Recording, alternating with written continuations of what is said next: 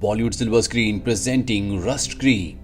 इस कहानी की शुरुआत में सोयर नाम की एक लड़की को दिखाया जाता है जो सेंटर कॉलेज में एक सीनियर स्टूडेंट है और जब वो रनिंग कर रही होती है तभी उसे एक कॉल आता है। ये कॉल एक इंटरव्यू का है जिसके लिए उसे वॉशिंगटन डीसी जाना है। वॉशिंगटन डीसी उसके घर से बहुत दूर होता है और थैंक्स गिविंग डे का भी दिन आने वाला होता है जिस दिन पूरी फैमिली बैठकर पार्टी करती है, सेलिब्रेट करती है। सोयर अपनी इंटरव्यू की तैयारी करती है और घर पर किसी को बताए बगैर वॉशिंगटन डीसी के लिए अपनी गाड़ी से निकल पड़ती है। और जिस रूट से उसे जाना होता है वहां पर हॉलीडे यानी कि फेस्टिवल की वजह से बहुत ज्यादा ट्रैफिक होता है, इसीलिए वो दूसरे रूट से जाने का फैसला करती है।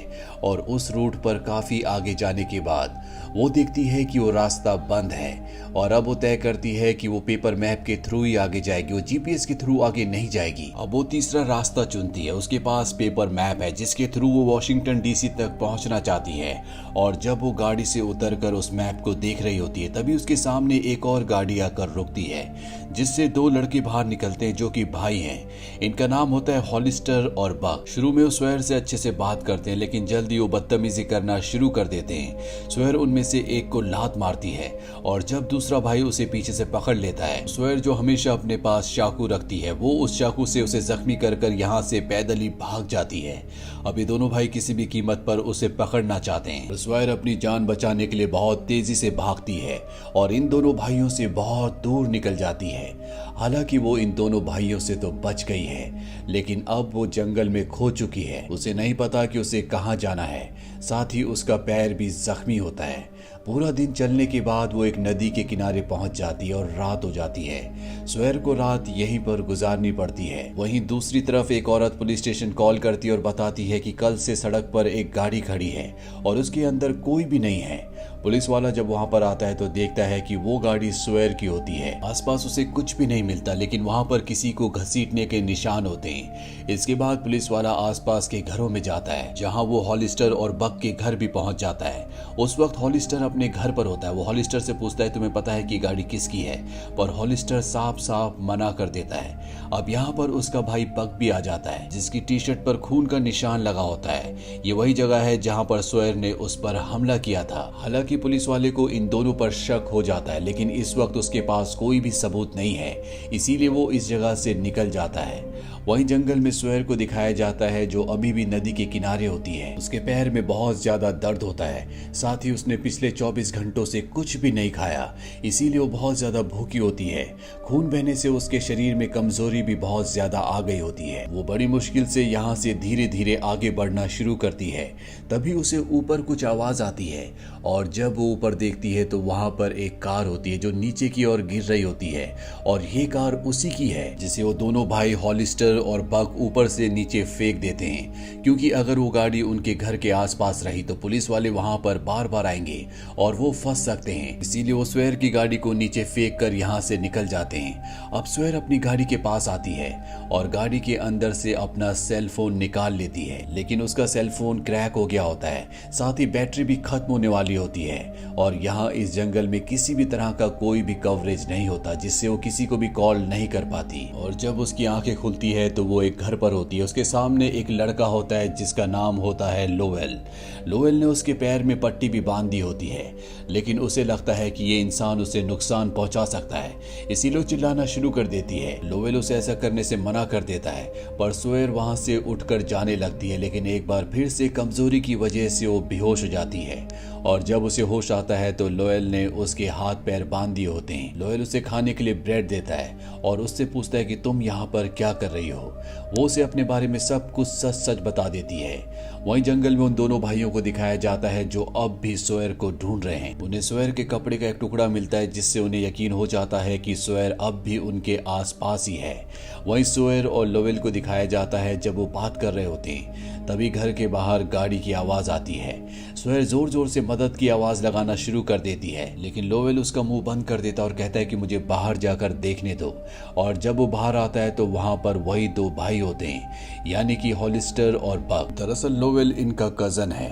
ये लोवेल से उस लड़की के बारे में यानी कि सोयर के बारे में पूछते हैं पर लोवेल इन्हें साफ साफ मना कर देता और कहता है कि मैं ऐसी किसी लड़की को नहीं जानता। पर इन दोनों भाइयों को उस पर शक हो जाता है और वो दोनों के दोनों घर के अंदर आ जाते जाते हैं। अब तक सोयर घर से बाहर निकलकर पास ही में एक ट्रक खराब होता है, उसके अंदर छुप चुकी होती है। और जब वो दोनों भाई चले जाते हैं तो लोयल उसके पास आता और कहता है कि तुम्हें घर से बाहर नहीं निकलना चाहिए था, तुम घर के अंदर आओ। दरअसल लोयल सोयर को अपने कजन ब्रदर से बचाना चाहता है क्योंकि वो जानता है कि वो बहुत ही खतरनाक है। वहीं पुलिस स्टेशन में दिखाया जाता है जहां पर उस पुलिस ऑफिसर को जिसने हॉलिस्टर और बक के घर के बाहर सोयर की गाड़ी को देखा था, उसका सीनियर ऑफिसर कहता है कि उस केस का क्या हुआ, उस गाड़ी के बारे में आपको पता चला कि नहीं? उस गाड़ी में एक लड़की थी जो कई दिनों से लापता है, तुम्हें किसी भी कीमत पर इस केस को सॉल्व करना होगा। और अब वो पुलिस ऑफिसर एक बार फिर से हॉलिस्टर और बक के पास जाता है और उनसे कहता है कि तुमने उस लड़की को जंगल में भगाकर अच्छा नहीं किया, ये केस अब बहुत ऊपर तक जा चुका है। दरअसल ये पुलिस ऑफिसर भी इन दोनों भाइयों के साथ मिला हुआ होता है। वहीं लोवेल के घर पर सोयर लोवेल से कहती है कि मुझे यहाँ से जाने दो, मुझे वॉशिंगटन डीसी जाना है जो यहाँ से बहुत ज्यादा दूर नहीं है। पर लोवेल से कहता है कि मेरे पास कोई भी गाड़ी नहीं है, पर इस वीकेंड को हॉलिस्टर और बक बाहर जाने वाले हैं, उनकी गाड़ी मेरे पास होगी, तब मैं तुम्हें कहीं भी छोड़ सकता हूँ, बस तुम्हें 1-2 दिन का इंतजार करना होगा। अब ये दोनों के दोनों एक दूसरे के साथ फ्रेंडली हो जाते हैं। सोयर को भी विश्वास हो जाता है कि लोवेल उसे नुकसान नहीं पहुंचाना चाहता बल्कि वो उसकी मदद करना चाहता है। ये दोनों अब उस घर में अच्छे से रहना शुरू कर देते हैं। यहाँ पर लोवेल जो होता है वो एक केमिस्ट्री का स्टूडेंट है, इसीलिए वो केमिकल से कुछ बना रहा होता है जिसके बारे में वो सोयर को भी बताता है। अब दिखाया जाता है कि एक बार फिर से वो दोनों भाई लोवेल के घर पर आ गए हैं। दरअसल वो कुछ बॉक्सेस लेकर आए होते हैं, लेकिन यहाँ पर घर के अंदर वो जानबूझकर धुआं कर देता है, जिसका फायदा उठाकर सोयर यहाँ से नदी के किनारे चली जाती है और इन दोनों भाइयों को पता ही नहीं चलता कि सोयर उन्हीं के कजन के घर यानी कि लोवेल के घर पर है। वहीं दूसरी तरफ हमें पुलिस स्टेशन में दिखाया जाता है जहां पर एक पुलिस ऑफिसर को उस दूसरे करप्ट पुलिस ऑफिसर के बारे में पता चल जाता है कि वो हॉलिस्टर के साथ और बक के साथ मिला हुआ है। वो उस पुलिस ऑफिसर को गन पॉइंट पर ले लेता है, लेकिन इससे पहले कि वो उसे अरेस्ट करके दूसरों को बताता, वो करप्ट पुलिस ऑफिसर उसे गोली मार देता है जिससे उसकी मृत्यु हो जाती है। वो दोनों भाइयों की मदद से उसकी लाश को गायब कर देता है और अब इनका सीनियर पुलिस ऑफिसर यहाँ पर आता है जहाँ पर वो करप्ट पुलिस ऑफिसर सोयर के गायब होने का इल्जाम उस पुलिस ऑफिसर के ऊपर लगाना चाहता है जिसे उसने मार दिया, ताकि सबको ऐसा लगे कि सोयर को उसने अगवा कर लिया और खुद भी गायब हो गया। लेकिन उसका सीनियर पुलिस ऑफिसर बताता है कि ये केस मैं अब तुम्हारे हाथ से लेकर स्टेट पुलिस को दे चुका हूँ। इस बात से वो परेशान हो जाता और वो उन दोनों भाइयों के पास जाता है। दरअसल उनके साथ वो ड्रग्स का भी काम करता है, जो ड्रग्स हॉलिस्टर और बक लोवेल से बनवाते हैं। इसीलिए आखिरी बार जब वो उसके घर पर गए थे तो बड़े बड़े बॉक्स लेकर गए थे जिसमें ड्रग्स बनाने का सामान था। वहीं सोयर और लोवेल जब घर के बाहर बैठे होते हैं तो पुलिस वाले की गाड़ी वहां से गुजरती है। उसे शक हो जाता है कि लोवेल के घर में सोयर है। वो अपनी गाड़ी को वहां पर रोकता है और लोवेल से कहता है कि मैं तुम्हारे घर की तलाशी लेना चाहता हूँ, पर लोवेल उसे साफ साफ मना कर देता है और उसके पास तलाशी लेने का वारंट भी नहीं होता, इसीलिए वो तलाशी नहीं ले पाता।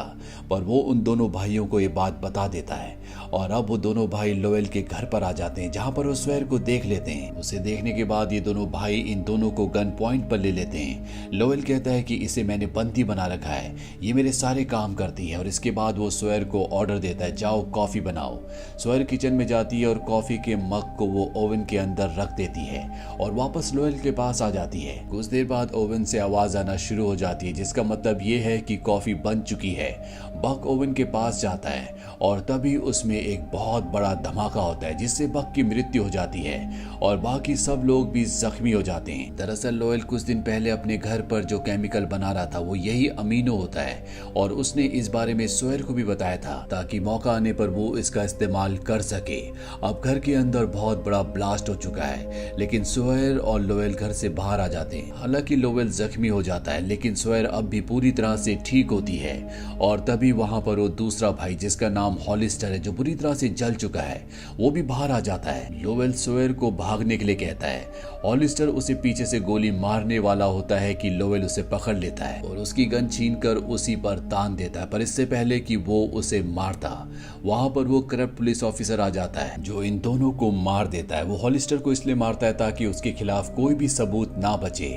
वहीं हमें सोयर को दिखाया जाता है जो जंगल में भाग रही होती है। वो भागते भागते सड़क तक पहुंच जाती है और तभी उसे पुलिस की गाड़ी दिखती मिलती है जिसे देखकर वो बहुत खुश हो जाती है।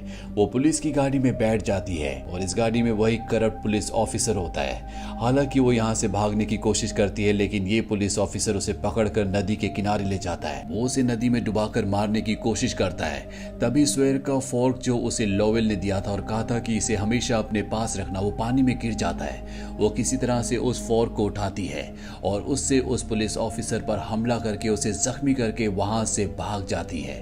अब वो वापस सड़क पर आ जाती है और यहाँ पर हमें दिखाया जाता है कि पीछे से बहुत सारी पुलिस की गाड़ियां आ रही हैं, जो कि इसी केस के सिलसिले में आई है, क्योंकि यहाँ पहले भी बहुत सारे कत्ल हो चुके हैं। साथ ही एक पुलिस वाला गायब है और स्वेर की गाड़ी और स्वेर भी काफी वक्त से गायब थे।